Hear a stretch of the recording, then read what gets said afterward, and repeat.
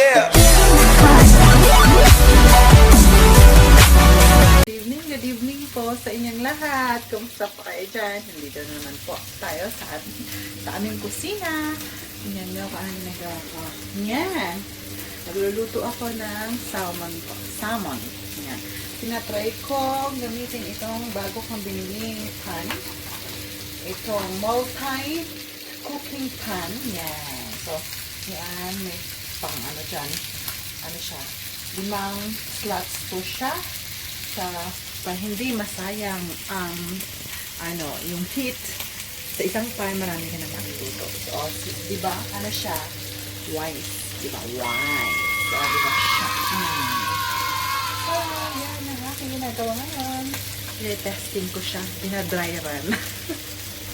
Di ba? Anyway, sige po. Yan.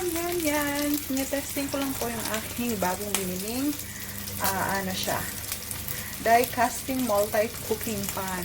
So, mayroon siyang 5 slots dyan. Yan. Diba? Yung parang magandang idea ito na itong gamitin natin kung magprito tayo or magluto ng morning meal natin. Let's say dito, pwede tayo magluto ng itlog. Yan. Or pancakes. Tapos ito yung mga grill or prito. And then dyan, pwede din ganyan hotdog. O pwede din mga dyan, mga vegetables, broccoli or yung yung mga carrots. Yan.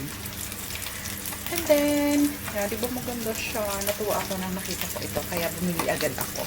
Ang price po nito ay nasa 89 dirhams po siya. Yan. And then, ang brand niya ay ito po ang kanyang brand. Yan po ang kanyang brand.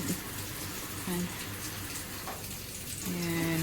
Shift line die casting multi-cooking pan. Yan po yung kanyang dimension. 38 by 30 by 4.5 centimeters.